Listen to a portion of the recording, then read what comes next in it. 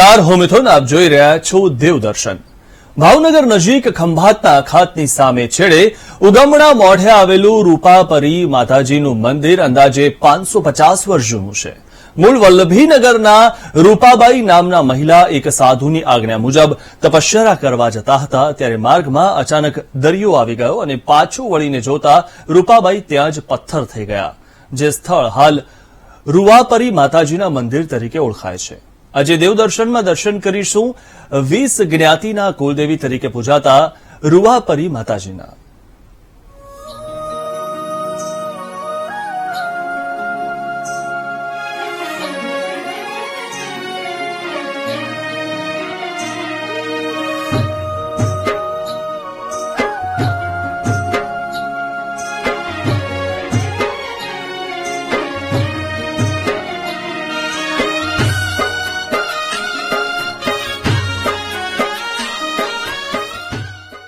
રજવાડા શાસનમાં મહારાજા ભાવસિંહજીએ ભાવનગરની સ્થાપના કરી, ત્યારે ભાવનગર મુખ્ય 4 દરવાજા વચ્ચેનું નગર હતું, જેમાં એક દરવાજો હતો રૂવાપરી મંદિર પાસેનો રૂવાપરી દરવાજો।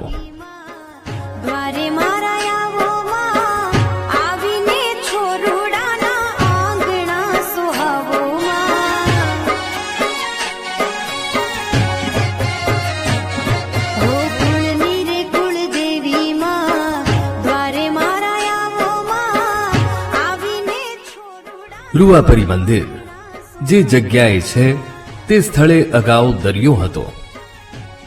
વલ્લભીનગરના એક સાધુ ધુંધુલીનાથના આદેશ મુજબ રૂપાબાઈ આશ્રમમાં રોટલા બનાવવાનું કામ કરી અનેક લોકોની સેવા કરતા હતા। રૂપાબાઈને તેમના ગુરુએ તપશ્ચર્યા કરવાનું કહ્યું અને વલ્લભીનગરથી નીકળી મોટા નગર તરફ જવા માટે કહ્યું, અને રૂપાબાઈ ચાલતા હતા ત્યારે દરિયો નજરે પડતા તે રોકાઈ ગયા। તે સ્થળ આજે રૂવાપરી મંદિર તરીકે ઓળખાય છે।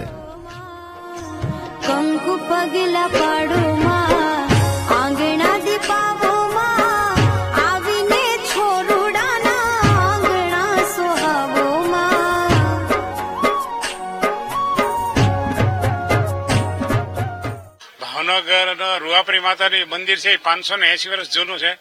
ભાવનગરનું તોરણ જ બંધારણમાં રૂવાપરીમાં છે। પહેલા ભાવસિંહજી બીજાને તોરણ ભાવનગર બાંધવાની પ્રેરણા પણ રૂવાપરીમાં।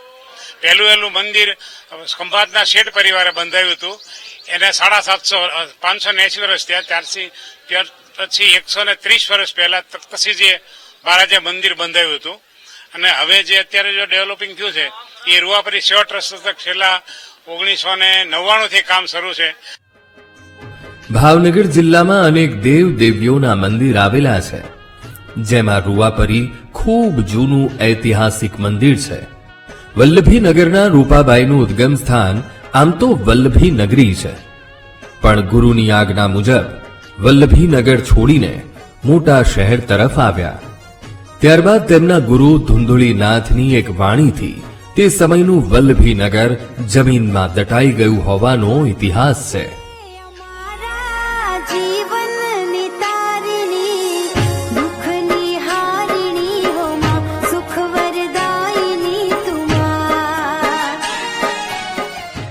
એક લોકવાયકા પ્રમાણે ગાયના દૂધની ચોરીનો આરોપ શેઠાણીએ ગોવાળ પર લગાવ્યો, અને તે ગોવાળે તપાસ કરી તો ગાય રાત્રે એક ચોક્કસ જગ્યાએ જઈ દૂધની ધારા કરતી હતી, અને તેણે શેઠાણીને જાણ કરી તો પણ તેમણે ગોવાળનો વિશ્વાસ ન કર્યો, એટલે ગોવાળે પોતે નિર્દોષ છે તે સાબિત કરવા માતાજીને પ્રાર્થના કરી।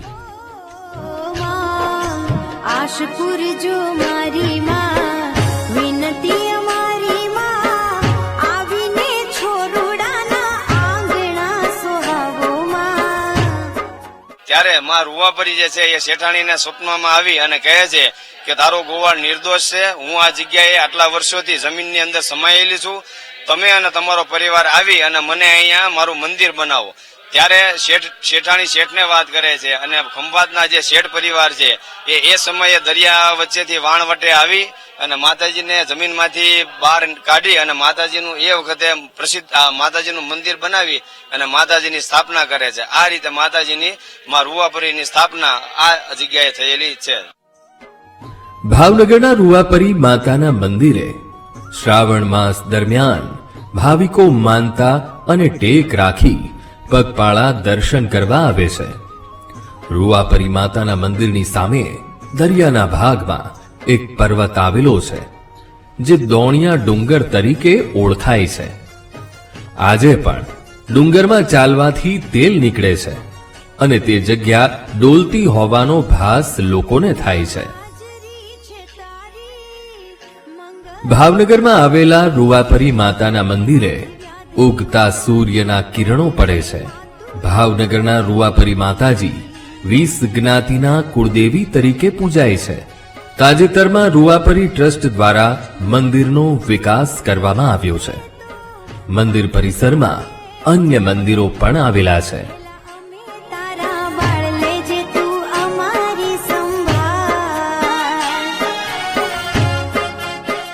એ અમારા કુળદેવી છે અને દર બેસતા મહિને હું અહીંયા દર્શન કરવા આવું છું. મંદિરનું હાલ ખૂબ જ આયોજન સરસ હોય છે. દરેક પૂનમે હવન જે થાય છે એ ખૂબ સરસ આયોજન કરે. પટાંગણમાં ખૂબ બધી સગવડતાઓ કરી છે અને માતાજીની કૃપાથી અમારા કુટુંબ તથા અમારા સિટી દવે પરિવાર તરફથી આજે શ્રી યંત્રની પૂજા, ચંડીપાઠ અને લઘુરુદ્ર પણ કરવામાં આવ્યો હતો. રૂવાપરી મંદિરે ગુજરાત અને દેશભરમાંથી લોકો દર્શને આવે છે અને તેમની મનોકામના સિદ્ધ થાય છે. રૂવાપરી માતાના પ્રાગટ્ય દિવસ તેમજ અન્ય દિવસોમાં નવચંડી યજ્ઞ અને ધાર્મિક કાર્યક્રમોનું આયોજન કરવામાં આવે છે, જેનો લાહવો લેવા મંદિરે માનવ મહેરામણ ઉમટી પડે છે. અમારે ત્યાં શ્રાવણ માસના મેળામાં ખૂબ જ પબ્લિક થાય છે. પ્લસ અમારે માતાજીના 14 પાઠ ઉત્સવના દિવસે 14ના દિવસે પણ ટ્રાફિક રહે છે અને 4 નવરાત્રી માતાજીએ યજ્ઞ પણ થાય છે અને શ્રાવણ માસમાં પૂરો મહિનો અહીંયા ટ્રાફિક ફૂલ રહે છે. અને આપણે માતાજીએ સવારના 7 વાગે આરતી થાય છે સાંજના, અને સાંજના 7 વાગે આરતી થાય છે અને અહીંયા ફૂલ ટ્રાફિક રહે છે આપણે માતાજીએ. અને બીજા નંબરમાં કે આપણે શ્રાવણ માસનો મેળો છે, એમાં 4 સોમવાર અને 7મ 8મ ફૂલ ભીડમાં પબ્લિક રહે છે. માતાજીના અનેક રૂપ છે. જ્યારે પણ કોઈ સંકટ આવે ત્યારે માતાજી અલગ અલગ રૂપે પ્રગટ થઈ હંમેશા દરેક જીવોનું કલ્યાણ કરતા રહ્યા છે. રૂવાપરી માતાના મંદિરની સામેનો દરિયો સમયની સાથે પુરાણ થઈ રહ્યો છે. રૂવાપરી માતાનું જૂના વડવા ગામ નજીક પણ એક મંદિર છે, જે નાના રૂવાપરી મંદિર તરીકે ઓળખાય છે.